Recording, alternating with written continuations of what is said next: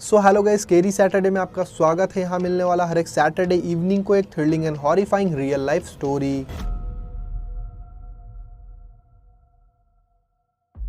सो ये बात है 2016 की। तो पुणे में एक लड़की रहती है जिसका नाम होता है अंजलि।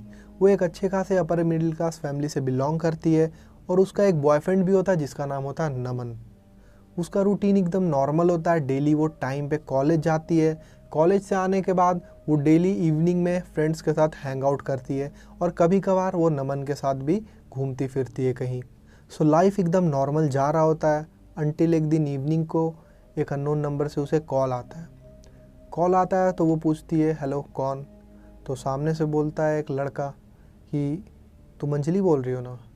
तो बोलती है, हाँ मैं अंजलि बोल रही हूँ, तुम कौन हो?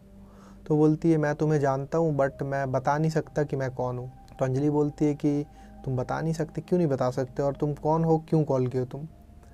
तो बोलता है कि मैं तुम्हें बहुत ज़्यादा लाइक करता हूँ, तुमसे बात करना चाहता हूँ बस। तो बोलती, मैं ऐसे स्ट्रेंजर से बात नहीं कर सकती, पहले तुम बताओ तुम कौन हो, नहीं तो मैं कॉल कट कर दूँगी। तो वो पूरी तरह बोलता है कि नहीं मैं बता नहीं सकता बट तुम मेरे से बात करो। तो वो कॉल कट करके सीधा उसका नंबर ब्लॉक कर देती है। फिर 30 मिनट्स के बाद दोबारा से उसी पर्सन का कॉल आता है बट दूसरे नंबर से। फिर वो कॉल रिसीव करती है। फिर वो बोलता है कि तुमने मुझे ब्लॉक क्यों किया? मेरे पास बहुत नंबर है तो तुम मुझे ब्लॉक नहीं कर सकती हो। तो बोलती है, तुम हो कौन? मुझे परेशान करना बंद करो, मैं तुमसे नहीं बात कर सकती, तुम एक स्ट्रेंजर हो, मैं तुमसे कैसे बात करूँ, क्यों बात करूँ? तो वो बहुत ज़्यादा बोलता है कि मैं तुम्हें बहुत ज़्यादा लाइक करता हूँ बट बस as a friend, as a stranger ही तुम मेरे से बात कर लो प्लीज़। कुछ दिन की बात है बट 2-3 दिन के बाद फिर मैं कॉल करना बंद कर दूंगा, प्लीज़ तुम बात कर लो, वरना मेरे पास बहुत से नंबर्स हैं, तुम कितना नंबर ब्लॉक करोगी? पहले तो वो बोलती, तुम धमकी दे रहे हो क्या? तो बोलती नहीं। तो वो बोलता है, नहीं मैं धमकी नहीं दे रहा। थोड़ा इमोशनल टोन में वो बोलता है, प्लीज़ मेरे से बात कर लो, रिक्वेस्ट करता है बहुत ज़्यादा। तो बोलती है कि थोड़ी देर कन्विंस करने के बाद वो कन्विंस हो जाती है। वो बोलती है, ठीक है मैं थोड़ा मोड़ा तुमसे बात कर सकती हूँ, 10-15 मिनट बस। उसका 2-3 दिन के बाद प्लीज़ तुम मुझे कॉल करना बंद कर देना। तो फिर वो एग्री कर जाता है, वो भी एग्री कर जाती है बात करने से। तो उस दिन से डेली उन लोग 10-15 मिनट, आधा घंटा बात करने लगता है। बस नॉर्मल बात करता है एज अ फ्रेंड या फिर एज अ स्ट्रेंजर ही।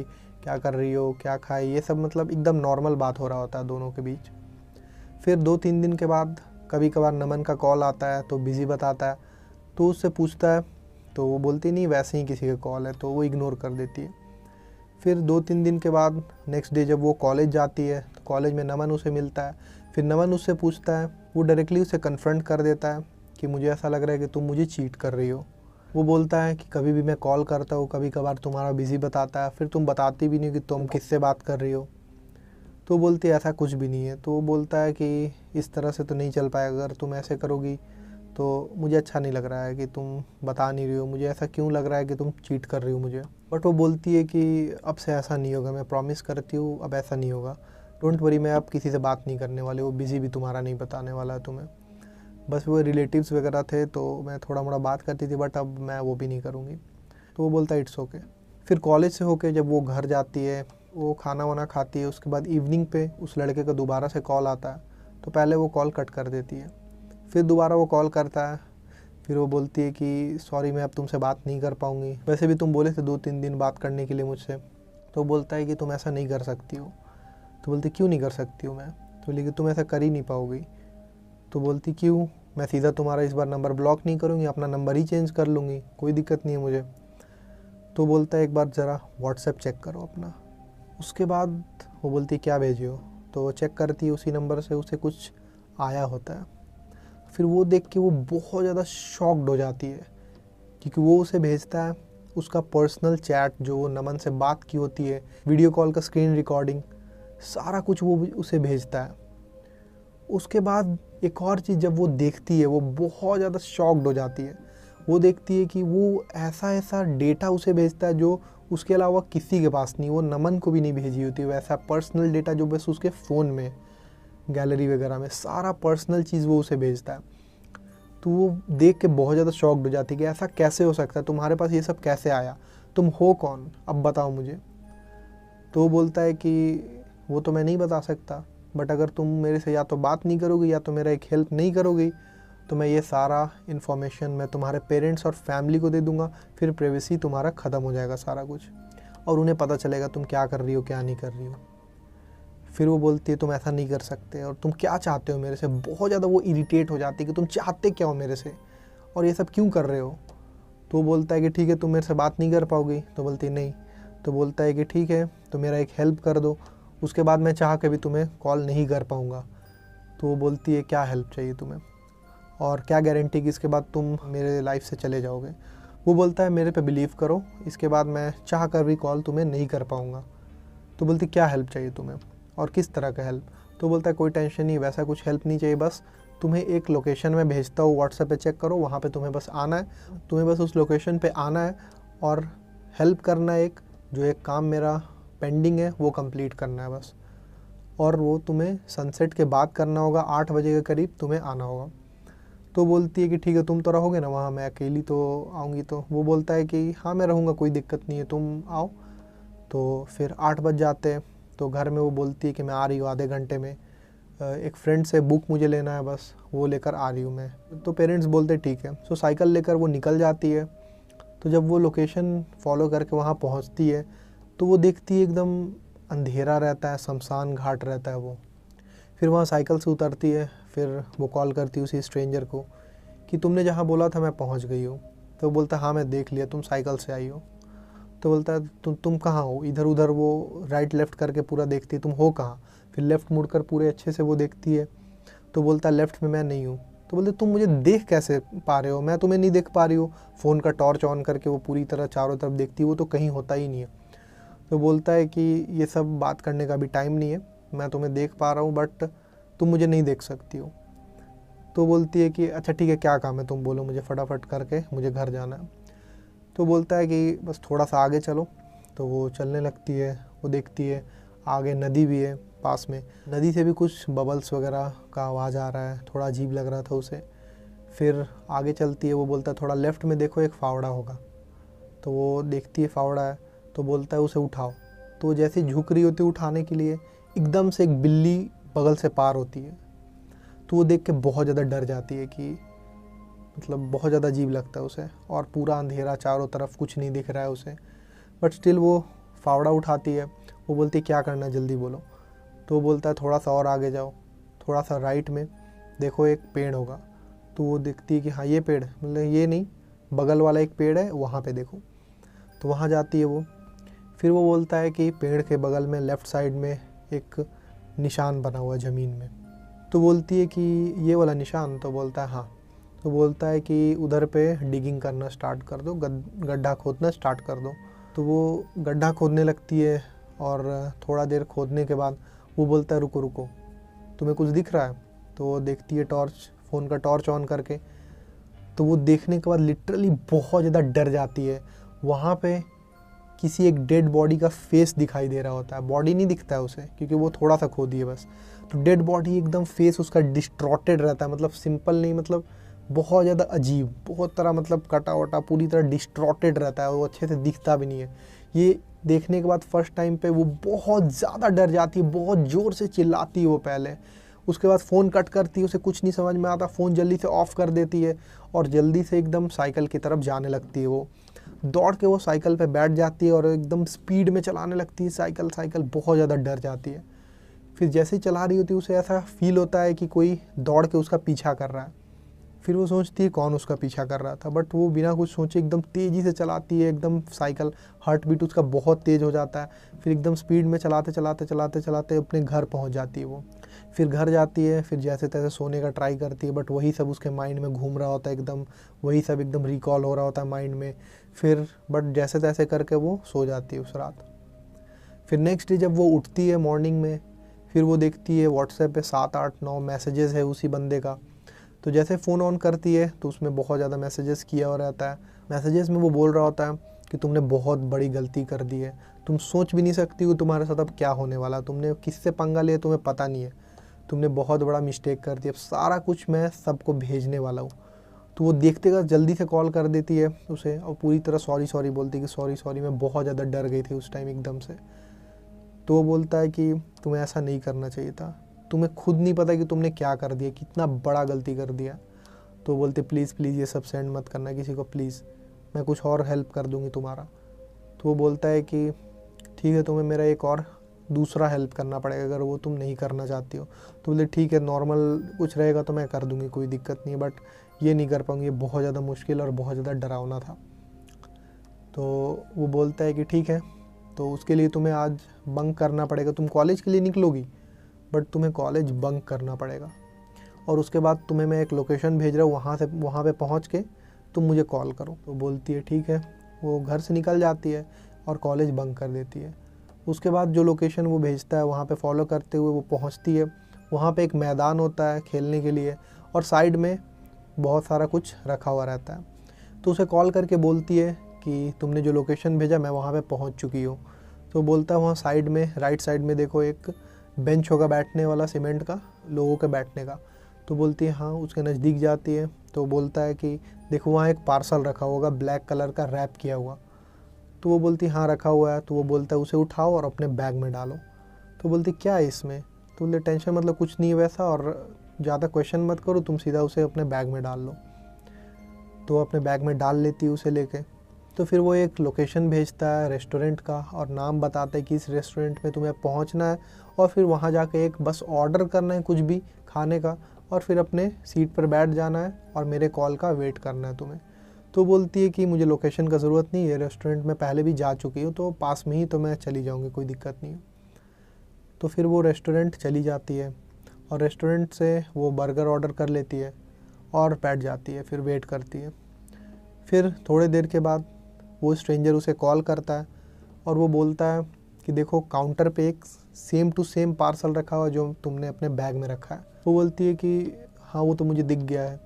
तो बोलता है थोड़ा वेट करो, जब काउंटर पे कोई नहीं होगा और तुम्हें कोई नहीं देख रहा होगा उस टाइम पे बस तुम्हें क्या करना है, नज़दीक जाना है, वहाँ पे उस पार्सल को अपने बैग में रखना है और बैग वाले पार्सल को उस काउंटर पे रख देना और कुछ नहीं करना। उसके बाद अपने सीट पर जाना है, जो खाना तुमने ऑर्डर किया है कुछ भी उसे रिसीव करना है, खाना है, पेमेंट करना है और घर चली जाना है, बस तुम्हारा काम कंप्लीट हो चुका है। तो बोलती है ठीक है। फिर कॉल कट होता है और 5 मिनट वेट करने के बाद वो देखती है काउंटर पे तो कोई है ही नहीं। तो एकदम जब वो नज़दीक जाती है काउंटर के, राइट लेफ़्ट पूरी तरह देखती है कोई उसे देख नहीं रहा है, तो जल्दी से वो पार्सल लेके अपने बैग में डाल लेती है और बैग वाला पार्सल उसी काउंटर पे रख देती है। और फिर जैसा उसने कहा वो अपने सीट पे बैठ जाती है और फिर वेट करती है अपने खाने का, और फिर वो खाकर पेमेंट करती है और फिर अपने घर चले जाती है। तो घर चली जाती है, सब कुछ उसको नॉर्मल लग रहा होता है कि चलो फाइनली अब वो कॉल करना उसने बंद कर दिया और सब कुछ नॉर्मल हो गया। जैसा ही ये सोच ही रही होती है, नमन का कॉल आता है। वो पूछता है कि आज कॉलेज नहीं आई थी तुम?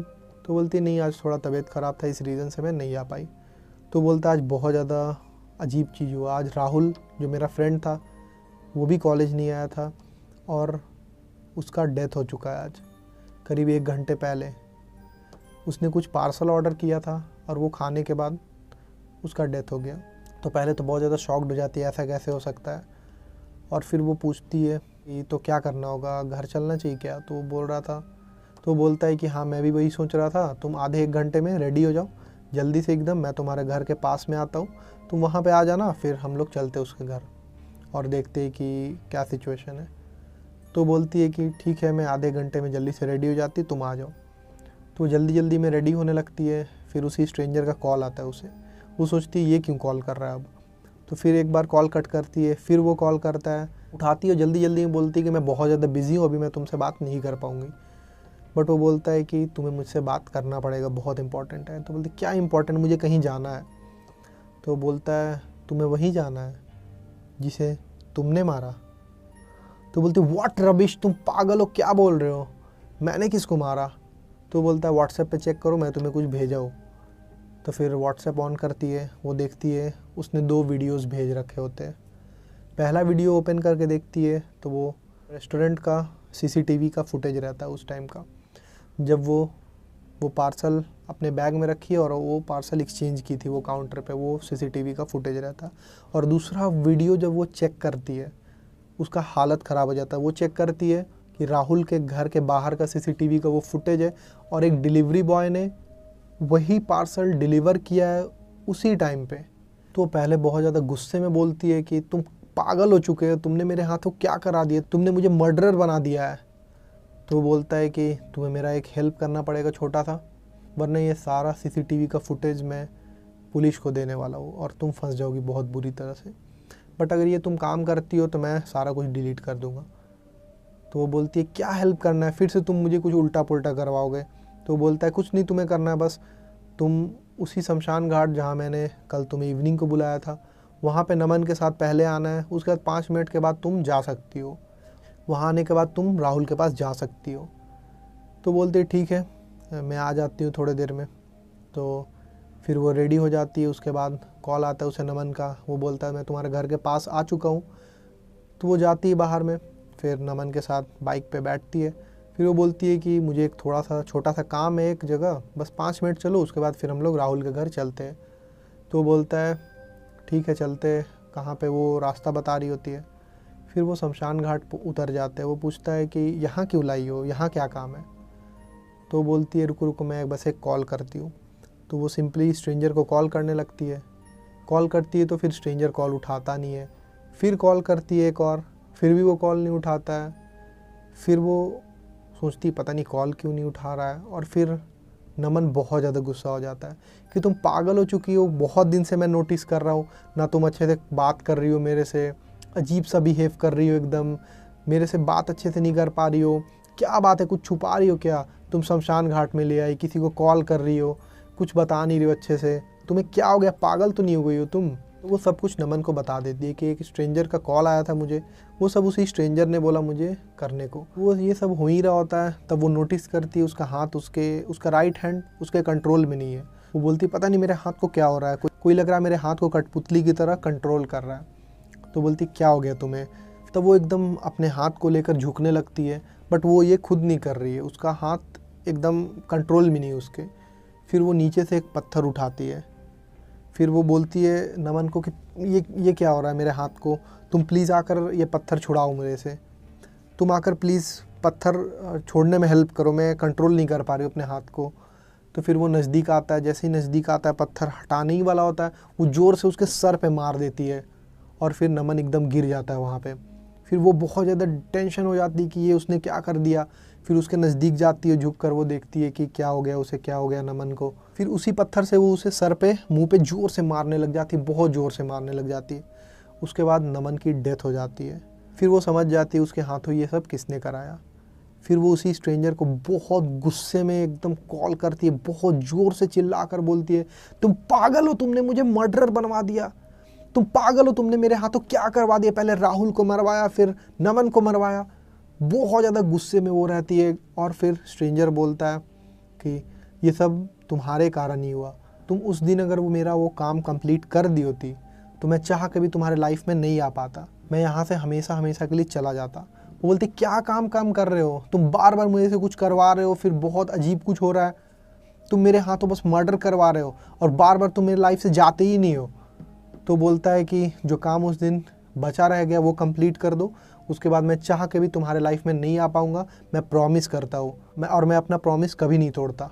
वो बोलती क्या गारंटी है कि तुम इसके बाद तुम मेरे लाइफ में नहीं आओगे। तो बोलता मैं अपना प्रॉमिस कभी नहीं तोड़ता हूँ और तुम एक बार ये काम कंप्लीट कर दो, फिर मैं सब कुछ अच्छा कर दूँगा, सब कुछ नॉर्मल कर दूँगा, मैं प्रॉमिस करता हूँ, और कभी तुम्हें मेरे तरफ से कॉल नहीं आने वाला है। तो बोलती क्या करना है जल्दी बोलो। फिर वो बोलता है उसी जगह पे जाओ जहाँ पे वो फावड़ा रखा हुआ था। तो वो जाती है, वापस से वो फावड़ा उठाती है और फिर वो बोलता है कि उसी पेड़ के पास तुम डिगिंग करना स्टार्ट कर दो, गड्ढा खोदना स्टार्ट कर दो वापस से। तो वो गड्ढा खोदने लगती है, चारों तरफ एकदम पेड़ हिल रहा है, पूरा अंधेरा है, फ़ोन का लाइट के अलावा कुछ भी नहीं है, एकदम कोई इंसान नहीं, कुछ नहीं। वो बहुत ज़्यादा डरी हुई रहती है, बट फिर भी गुस्से में वो सारा कुछ कर रही होती है कि इस बार तो मैं करके रहूँगी चाहे कुछ भी हो जाए। तो जैसे ही गड्ढा खोदती है वो देखती है किसी का डेड बॉडी है वहाँ पे और वो पूरी तरह डिस्ट्रॉटेड। वो देखकर एकदम उसे वोमिटिंग जैसा होने लगता है, बहुत ज़्यादा स्मेल कर रहा होता है। तो जैसे तैसे वो रुमाल निकालती, रुमाल से अपना नाक बांधती है, एकदम कंट्रोल करने की कोशिश करती है। फिर वो बोलता है कॉल पे कि वो जो डेड बॉडी है इसे बाहर निकालो गड्ढे से। तो वो निकालने लगती है उसे जैसे तैसे करके। वो जैसे ही डेड बॉडी को निकाल रही होती है, फ़ोन से ज़ोर से आवाज़ आता है तुम पागल हो गई हो, मुझे दर्द हो रहा है। फिर वो एकदम बहुत ज़्यादा अजीब तरीक़ा से रिएक्ट करती है कि तुम हो क्या, तुम्हारा डेड बॉडी है ये। तो बोलता है हाँ, बट ये सब क्वेश्चन आंसर का मेरे पास टाइम नहीं है, तुम इसे बाहर निकालो। लेकिन तुम क्या हो गया तुम्हें, तुम मेरे से बात कैसे कर पा रहे हो, तुम तो मर चुके हो तो मेरे से बात कैसे कर पा रहे हो। तो वो पूछने लगती है कि तुम हो कौन, प्लीज़ बताओ, और ये सब कैसे कर पा रहे हो। तो वो 10 सेकंड तक शांत रहता है। उसके बाद बहुत ज़ोर से वो बोलता है कि मैं वही हूँ जिसने 1 मंथ पहले तुम्हें प्रपोज़ किया था और तुमने सबके सामने मेरा बेइज्जती कर दिया। स्टिल मैं तुमसे बहुत ज़्यादा बहुत ज़्यादा तुम्हें लाइक करता था, बहुत पसंद करता था तुम्हें, और डेली इवनिंग में तुम्हारे घर जाता था और तुम्हें छत पर देखता था और बहुत ज़्यादा खुश हो जाता था। और कुछ नहीं, मैं डेली जाता था, बट एक दिन नमन को पता चला, ये उसने देख लिया, और फिर वो और राहुल पकड़कर मुझे इसी शमशान घाट पर ले आए। और उसके बाद इसी पत्थर से उन्होंने मेरे सर पे बहुत मारा।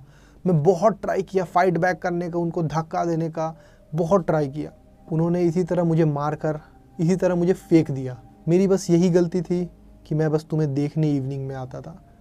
मैंने तुम्हें कोई नुकसान भी नहीं पहुंचाया, बस मैं तुम्हें देखने आता था। उसके बदला उन्होंने मुझे मार दिया और इसी तरह यहाँ पर गाड़ दिया और छोड़ दिया। किसी को पता भी नहीं चला। मेरे मम्मी पापा मुझे ढूंढते रह गए कि कहाँ है। उन्हें पता भी नहीं चला मेरे बारे में कि मैं कहाँ हूँ। तुमने ही ये सब स्टार्ट किया और तुम्हें ही इसे ख़त्म करना होगा। तुम्हें ये मेरे डेड बॉडी को निकाल कर बाहर उसे जलाना पड़ेगा, तभी मेरे आत्मा को शांति मिल पाएगी और फिर मैं इस दुनिया से हमेशा के लिए जा पाऊँगा। ये सब सुनकर वो बहुत ज़्यादा इमोशनल हो जाती है, बहुत ज़्यादा रोने लगती है कि ये सब क्या हो गया। बहुत ज़्यादा उसे बुरा लगता है। वो बहुत ज़्यादा सॉरी बोलती है कि सॉरी, मुझे पता नहीं था कि ये सब हुआ है। तो बोलता है ये सब का अब टाइम नहीं रहा, तुम प्लीज़, एक रिक्वेस्ट है, बस तुम मुझे जला दो। तो वो फिर वही करती है, उसे जलाने लगती है। फिर जलाने के बाद वो देखती है फ़ोन कट गया, और फ़ोन में कॉल हिस्ट्री जब वो देखती है तो जिस नंबर से उसे कॉल आया रहता है उसे स्ट्रेंजर के थ्रू सारा कॉल हिस्ट्री से डिलीट हो चुका है। फिर वापस वो अपने घर जाती है, अपने पापा से पूछती है कि इन्वेस्टिगेशन का क्या हुआ राहुल का। तो उसके पापा बोलते हैं कि बहुत ज़्यादा मिस्टीरियस चीज़ कुछ हुआ है। जब सीसीटीवी चेक हुआ उस रेस्टोरेंट का जहाँ से वो डिलीवरी आया है, तो उस पर्टिकुलर टाइम का, जिस टाइम पे डिलीवरी बॉय ने रिसीव किया, वो उस टाइम से 1 घंटे पहले तक का सीसीटीवी फुटेज ही गायब है। पता नहीं कैसे हो गया, लग रहा है बहुत ज़्यादा प्लानिंग से ये सब कुछ हुआ है। और तुम्हारा एक क्लासमेट जो था नमन, उसने भी सुसाइड कर लिया। ये सुनने के बाद अंजलि समझ जाती कि ये सब सबूत किसने मिटाया। उसके बाद से उसका लाइफ एकदम नॉर्मल चलने लगता है, बट इसी बात का रिग्रेट हमेशा उसे रह जाता है कि काश उस दिन वो काम कंप्लीट कर दी होती तो राहुल और नमन आज ज़िंदा होते।